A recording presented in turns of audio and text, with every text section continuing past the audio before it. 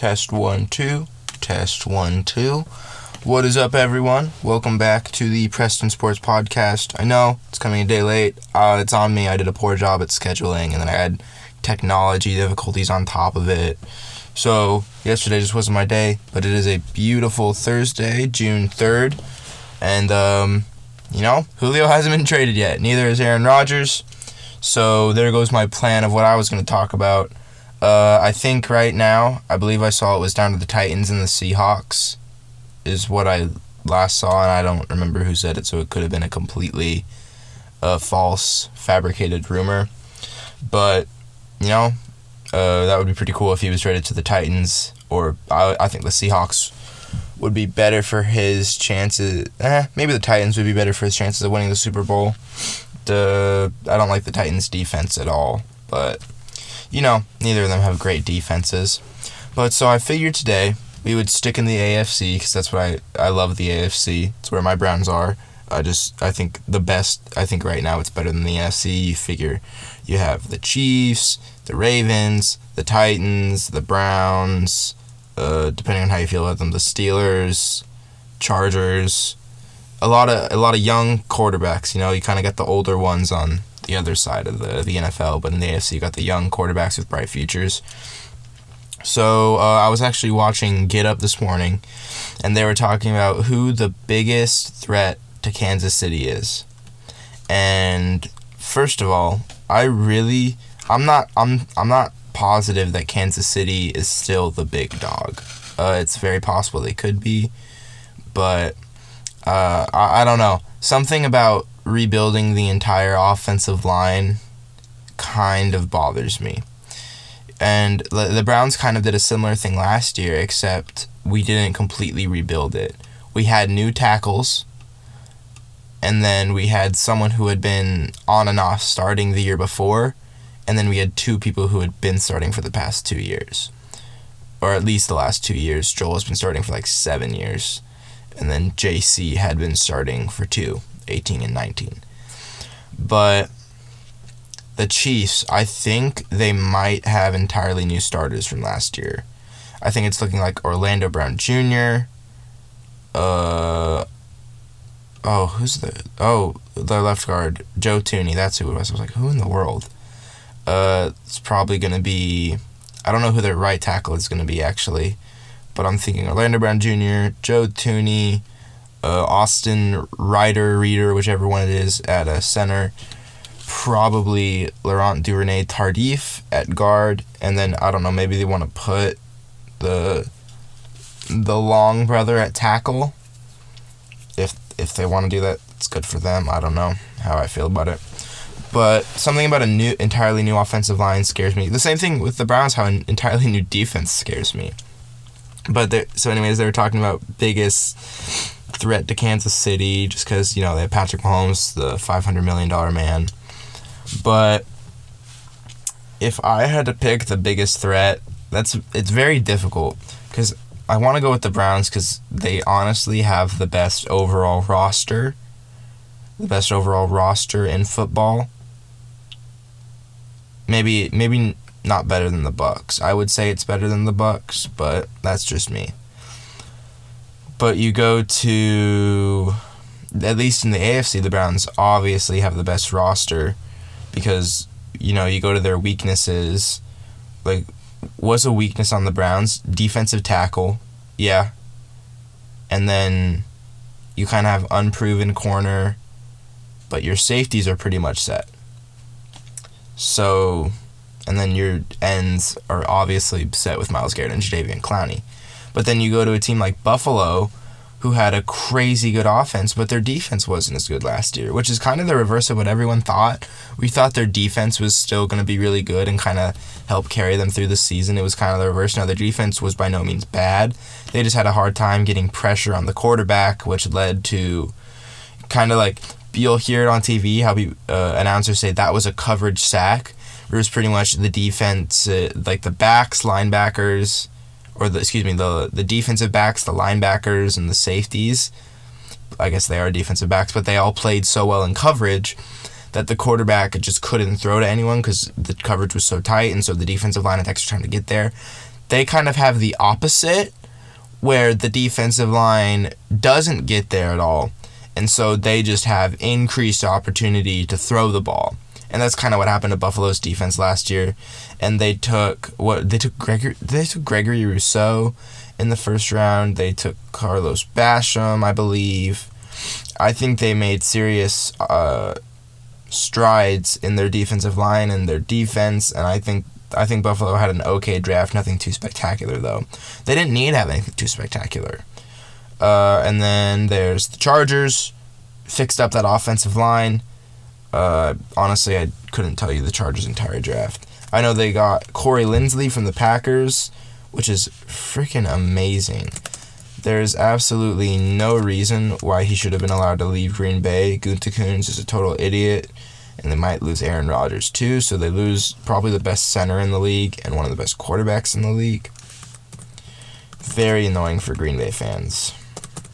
Chargers draft. Yeah, I just have no idea who the Chargers drafted.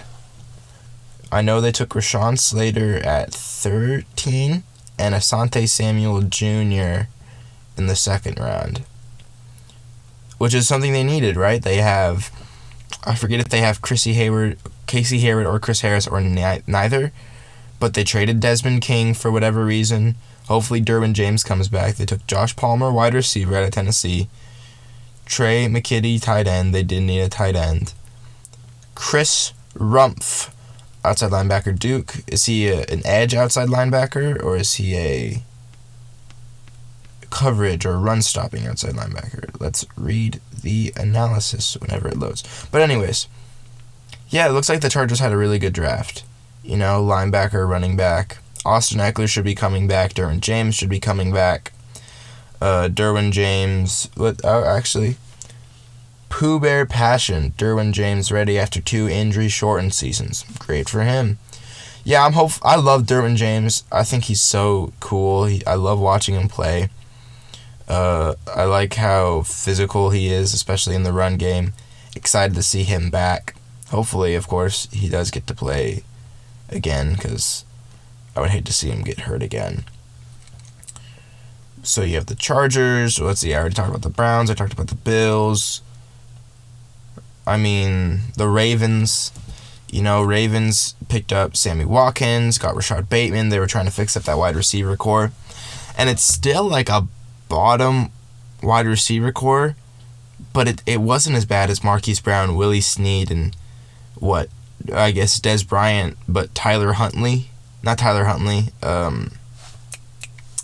There was a guy with his name started with T or an H. Whatever. It doesn't matter. The fact that I can't even remember the person's name shows you how bad their wide receiver core was. So Ravens kind of fixed that up a little bit. You're kind of going to be able to put Marquise Brown, rather than be a number 1 guy, which it's clear that he can't be, kind of put him in a good position, you know, where you think he can do a lot. Sammy Watkins can kind of be your number 1 guy, or maybe even Rashad Bateman could, depending on how he turns out after that first round pick. But offensive line, not the strength for the Ravens like it used to be. You know, Marshall Yonda retired last year, and then now we're having Alejandro Villanueva coming over from Pittsburgh to play left tackle for the Ravens. I think they have Bradley Bozeman still starting. I don't know. They should be getting Ronnie Stanley back, which is good, but losing Orlando Brown, that just really sucks for the Ravens, just because he wanted to play left tackle and get paid like a left tackle. That's just a position that sucks for you as a team, because you pretty much have to trade him at that point. Defensively, you know, I love the Ravens' defense. I'm kind of worried about their edge rush position. And when I say worried, I mean as worried as a Browns fan could be. They lost Yannick Ngakoue and Matthew Judon in the offseason. They still have Calais Campbell. I believe they still have Derek Wolfe and Brandon Williams. So their interior defensive line is set. It's just those edge rushers. I know they got Tyus Bowser back. They got Jason Owe in the draft. I'm not sure how good he's going to be. He doesn't really know how to play end. I mean, honestly, you could put him at tight end and probably be just as well off. He would have just as much knowledge. That's a comp I heard from someone else, not me. I'm not just making this stuff up. But Yeah, and then, of course, you can't talk about the Ravens without talking about their corners, Marlon Humphrey and Marcus Peters. Both very good. Safeties, their safeties aren't that well off. They're kind of lacking, after losing Earl Thomas, who was kind of on a downfall. You lose quite a bit in your safety room. I don't even know who their starting safeties are. I would look it up, but I really don't care that much about the Ravens starting safeties. You, of course, have the Steelers and Blitzburg, that whole defense. Hopefully, personally, I hope that the defense is dead, like it was in the wild card game. As a football fan, I hope it's not. It was a fun defense to watch, as long as they weren't playing the Browns. Offensively, they took Najee Harris. They got a couple offensive linemen. I still don't think their offensive line is good. I don't know why you take running back in the first round when you could take offensive line. People were talking about how quickly Ben got the ball out last year, but they weren't talking about how he had to get the ball out last year because his offensive line couldn't hold super long. And they were like, well, the offensive line allowed blah, blah, blah sacks. And I was like, yeah, because he was getting the ball out super fast. You gotta kind of take the whole picture. You gotta look at the big picture, not just, oh, he got the ball fast and they allowed little sacks. Maybe those things have something in common. That's just me. But who else? Let's see. They brought Juju back on a 1-year deal. First of all, how dumb are you if you're Juju? Like, Ravens, yeah, I understand why wide receivers don't want to go to the Ravens. It's a run-heavy offense. Lamar's not the best thrower of the football. Your yards won't be great. Your stats won't be great. So especially on a 1-year deal, you probably wouldn't want to go there. But at the same time, Juju had an offer from Kansas City for a 1-year deal for more money. You're getting more money. You're playing in a better offense for a better team. Why would you not? Why would you? It's like, come on, Juju, I understand that you want to play for the Steelers, blah, blah, blah, make TikToks there. I personally think the only reason he's staying with Pittsburgh is because he can make his TikToks and Mike Tomlin won't say anything about it. That's my opinion. That would be awesome if that came out. But they brought Juju back. They still have Deontay Johnson, Mr. Drop. They still have Chase Claypool. They still have Eric Ebron. They drafted Pat Freiermuth in the second round, I believe, which was stupid. You didn't need a tight end. But, yeah, so offensively, the Steelers are really fine besides offensive line. And, people talk about how, yeah, Big Ben was bad in that last stretch of football, and I loved watching him be bad. But, we also can't forget about those first 11 games. I know it was one of the worst 11-0 teams, but you don't go 11-0 just because you can. There has to be some level of talent, especially from quarterback play. He was, we were in the first 5 games, 6 games, 7 games. We were talking about, man, this is the best Big Ben has looked in years. And I just think that he was throwing the ball 40, 50 times a game, which you can't do at the age of 38, 39 after coming off an elbow surgery. It's just kind of like you got to take into account what he was working with. So get an offensive line, get a run game, and then you should see Big Ben play a little bit better. I don't think he'll play past this year just because of all the wear and tear he had last year. But, you at least got to give him a shot. And so, let's see, we talked about Cleveland, Pittsburgh, Baltimore, Buffalo, LA. Who's another good AFC team? Dolphins? Can we talk about Dolphins? So, so people are, really quick to give up on Tua. Really quick to give up on Tua. He had 1 year. And honestly, I will blame the Dolphins. Whether it's B-Flow's decision. So I blame B-Flow a little. Brian Flores, head coach of the Dolphins. So, yes, I understand if you're the Dolphins and you see your rookie quarterback not playing super fantastically, your instant thought is, let's win this game, we're playing for playoffs. I'm going to put Ryan Fitzpatrick in, seasoned vet. But what you're doing to Tua is you're saying, okay, you're playing bad, I don't think you'll be able to play any better in this game, so I'm going to pull you out and put him in because we need to win games. I think that was bad for Tua's development. I think you got to, you throw your kid in the water and they swim. You kind of got to throw your quarterback out there so he can learn how to play. He kind of had the reverse thing of rookie quarterbacks. Sometimes rookie quarterbacks are super aggressive, and sometimes they throw the ball a little bit in too tight of windows. But you saw with Tua, it was the opposite. Tua was looking, or I guess kind of not really, but Tua was looking for college open. He wasn't forcing the ball downfield. He wasn't kind of trying to make the craziest throws. He was looking for like 3-4 yards of separation from his receivers, which he just wasn't going to get with the receivers he had. He had Devontae Smith, Preston Williams. I think Jakeem Grant was in there a little bit. Who am I forgetting? Devontae Parker, or did I say Devontae Smith? I meant Devontae Parker, Preston Williams, Jakeem Grant. They don't have a great wide receiver room. But now, look at the Dolphins now. You got Jalen Waddle, who, in my opinion, Jalen Waddle was the best receiver in the draft class. He had elite track speed, similar to Tyreek Hill, but he also was an incredible catcher of the football, a really good route runner. He could do a lot of things well, and his yards after catch are insane. He was he should have been available at 6. They should have just taken Penei Sewell instead of Jamar Chase, and then Jalen Waddle should have gone at 6. But, that's just my thing. Even the Jags agreed. They had Jalen Waddle and Trevor Lawrence at the same draft grade. So, he's probably pretty good. But let's go Miami. Really good defense. We saw that last year. They have Xavier Howard. They have Byron Jones. I believe they did release Bobby McCain. I think is the safety they released. Excuse me. They lost Devon Godchaux free agency, but they did take what's his name? What is his name?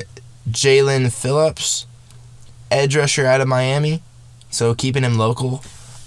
He should be really good. He did retire from football, but that was because of concussions and a college, or I think it was an SEC rule. I think that's the rule. I don't remember. But, he's really good off the edge. Did well for Gregory Rousseau. So help buff that defense a little bit.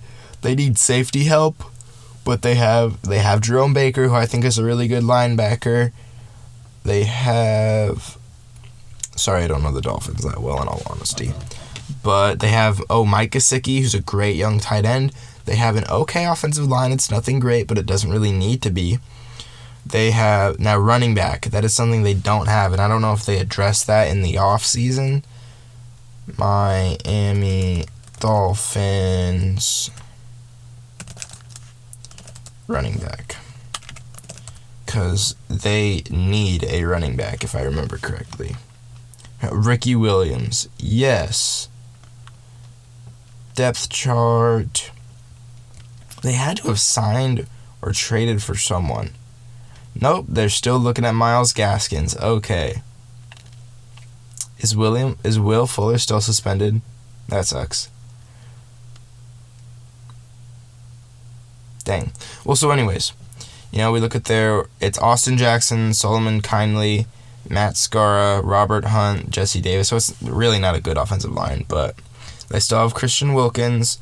They have Raquan Davis. Sorry, it took me a while to say that. Zach Seidler.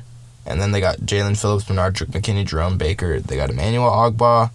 They still have Eric Rowe, and they did take Javon Holland. So, and then Jason Sanders, great kicker. But I think they have a... Excuse me. And they did pick up Jacoby Brissett. So I'm kind of worried that they picked up Jacoby Brissett because I'm worried they're going to say, all right, Tua, you're out. Kind of do like a quarterback by committee thing. So if I were them, I would try to get a running back. I don't know if Myles Gaskins is it. But that wide receiver core, Devontae Parker, kind of is like your... Who would be in the slot here? I think it would have to be Devontae. Because Will Fuller is your speed guy. Jalen Waddle's a good outside, so it would have to be Devontae. I don't know. That's just me. But I really like this team. Who else? Who else could be a threat? Who else could be a threat? Not the Jets. The Titans. If the Titans get Julio, I don't like their defense at all. But if the Titans get Julio, they'll be really good. They did pick up Caleb Farley. Excuse me. Let's look up the Titans depth chart. Titans depth chart. So yeah, they picked up Caleb Farley. I believe they still have Harold Landry. They have, so they need to, honestly, they need to trade for Dez. Looking at it, it's A.J. Brown and then Josh Reynolds and Dez Fitzpatrick. So they need Julio, because that at least gives them two. Jeffrey Simmons, who's really good. Tyir Tart, and then Denico Autry. No one too great. They did pick up Bud Dupree. They have Harold Landry, and then they have Jayon Brown and Rashawn Evans. Good linebackers. They picked up Jack Rabbit, Janorius Jenkins, and Caleb Farley. And Christian Fulton later in the draft. Or was that this last year or Christian Fulton, I forget which year he came out of. Let's double check. I want to say he came out this year, but maybe he came out in the 2020 draft. Yeah, 2020 round 2. Okay, I thought so. There's someone with a similar name who got drafted this past season, I believe. But yeah, so Kevin Byard. Now, Amani Hooker, not a great safety, admittedly. But, hopefully it won't come down to him too much with the pressure they'll hopefully be getting with Bud Dupree and Harold Landry and Jeffrey Simmons all in there. Excuse me. Oh, they have Rashad Weaver too. That's not a bad rush rotation. And then now they are kind of, kicker and punter are not their best positions, but yeah. So Tennessee Titans, especially mainly if they get Julio, that's when they'll be a real threat. I don't see them as much of a threat to Kansas City right now. Colts. Colts also if they get Julio. Colts, Carson, and it also does depend on Carson Wentz. Carson Wentz, obviously had a not great year last year, but he's had really good years all before that. And they have Jonathan Taylor, one of the best young running backs in the league. They have T.Y. Hilton, Michael Pittman Jr., Paris Campbell, Zach Pascal. Add Julio to that core, and it only gets better. Jack Doyle, who's a pretty good tight end, obviously not top, but he's really good. One of the better offensive lines in the league. They got Eric Fisher from the Chiefs, who is questionable right now. He did tear his Achilles, I believe, in the AFC Championship, so he probably won't be back for the season, but it's possible that he will. Then you go to Quentin Nelson, the best guard in the league. You have Ryan Kelly, Mark Lewinsky, and Braden Smith, all of which make up the second best offensive line in the league. Picked up Kwity Paye in the draft. Traded for DeForest Buckner last year. They got Grover Stewart, who's been playing well. Now, their other edge position, Al-Quadin Muhammad. Never heard of him before, but could be good. Wouldn't have any idea. Darius Leonard, the freak, great linebacker. They got Bobby Okereke. They did lose Anthony Walker Jr. in free agency, so right now they have Zaire Franklin. Don't know how good he is. Haven't watched him play that much. At corner, they brought Xavier Rhodes back. They have T.J. Carey, Rock Ya-Sin, Kenny Moore, with Kenny Moore and Xavier being the two starters. And then they have I said that wrong. They have Julian Blackman at free safety and Khari Willis at strong safety. Obviously, the best player on their team is Rodrigo Blankenship and Rigoberto Sanchez. So Colts, I think the Colts, and then you got to look at the depth in the running back too. So Jonathan Taylor is starting, but then you go to Marlon Mack and then Nyheim Hines. I love that team. So if Carson Wentz can play at least half of what he used to play, so half of his MVP year, their defense is amazing, and their offense will be really good. And then they trade for Julio on top of that. That would be insane.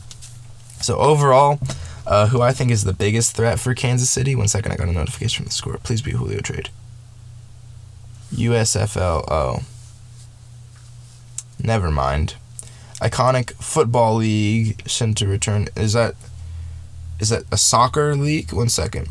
The United States Football League returning in 2022. The United States Football League, so this is breaking news, oh my gosh. The United States Football League will relaunch in the spring of 2022 with Fox Sports serving as its official broadcast partner. The team will target a minimum of 8 teams and seeks to deliver high-quality, innovative professional football. This is a quote, "I'm extremely passionate about football and the opportunity to work with Fox Sports to bring back the USFL in 2022. was an endeavor worth pursuing, co-founder Brian Woods said. He added, "We look forward to providing players a new opportunity to compete in a professional football league and giving fans everywhere the best football viewing product possibly during what is typical a period devoid of professional football." Yes, this is exactly why I got excited about the XFL, because the Super Bowl just happened and I got to watch football a couple weeks later. The USFL played 3 seasons during its first stint, beginning in 1983 that is, before ceasing its operations in 1986 due to financial struggles amid a push to compete with the NFL. Many notable players participated in the USFL during its first incarnation, including Steve Young and Jim Kelly, so that's cool. New football, kind of got off track pretty quickly there. But yeah, so USFL, super excited for that.